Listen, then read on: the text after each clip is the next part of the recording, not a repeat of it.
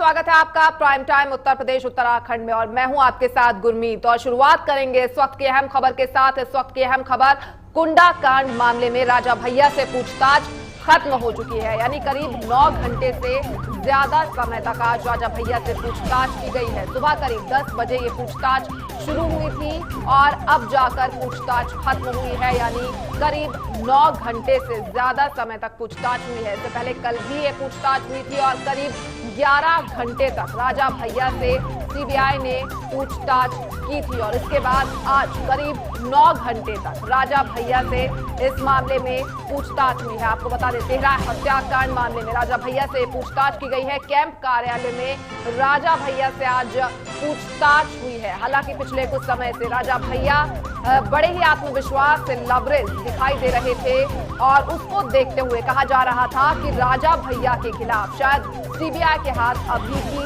खाली हैं। लेकिन पिछले 2 दिन से लगातार राजा भैया से पूछताछ हो रही है। कल करीब 11 घंटे तक पूछताछ हुई और आज 9 घंटे से भी ज्यादा समय तक राजा भैया से पूछताछ की गई है। राजा भैया के फोन कॉल डिटेल भी खंगाले जा रहे हैं।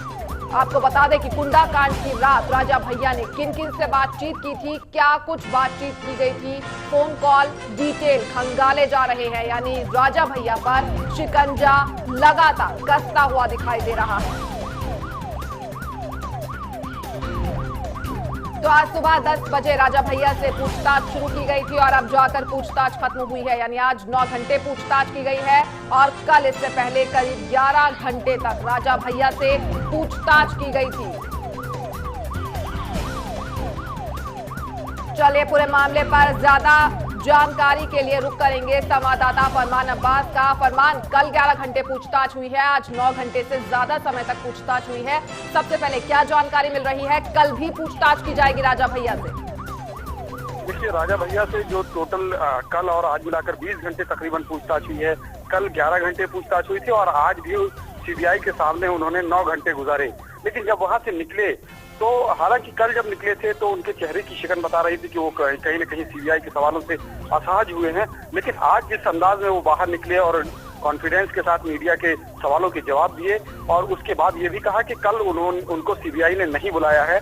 यानी कि ये इशारा उन्होंने साफ किया कि जो 2 दिन पिछले उनसे पूछताछ हुई लंबी, वो कल नहीं होगी। तो एक थोड़ी सी राहत की बात जरूर है राजा भैया के लिए। लेकिन अभी भी ये सवाल बाकी है कि 20 घंटे पूछताछ की जरूरत क्या पड़ी, 2 दिन में इतनी लंबी पूछताछ सीबीआई ने आखिर क्यों की।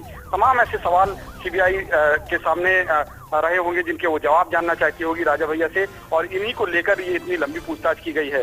बहरहाल आज की पूछताछ खत्म हुई है और अब जिस तरह की राजा भैया ने बताया कि कल उनको सीबीआई ने नहीं बुलाया है और वो जब सीबीआई के अफसरों के सवाल देने के बाद बाहर निकले तो उन्होंने साफ कहा कि वो सीबीआई की जो जांच है अब तक उससे संतुष्ट हैं और जिस दिशा में जांच जा रही है वो बिल्कुल उससे संतुष्ट है और सीबीआई के सारे सवालों के जवाब उन्होंने दिए हैं।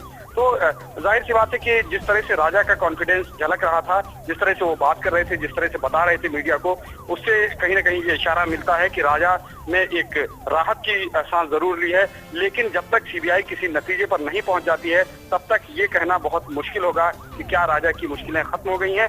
ये अभी भी एक सवाल बना हुआ है। गुरमीत जी फरमान, राजा भैया से आज आपने एक्सक्लूसिव बातचीत की थी। उस बातचीत के दौरान राजा भैया ने आज क्या कुछ कहा है, खासतौर पर सीबीआई की इस पूछताछ को लेकर?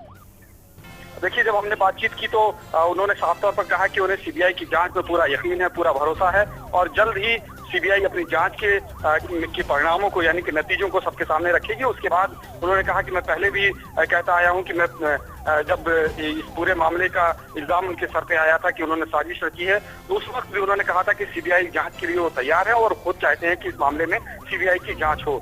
ऐसे में जो सवाल सीबीआई ने किए हैं उनके जवाब दिए हैं और जिस तरह से सीबीआई की जांच चल रही है उससे साफ हो जाएगा कि आखिर जो पूरा मामला है वो क्या है, वो निर्दोष है या नहीं है।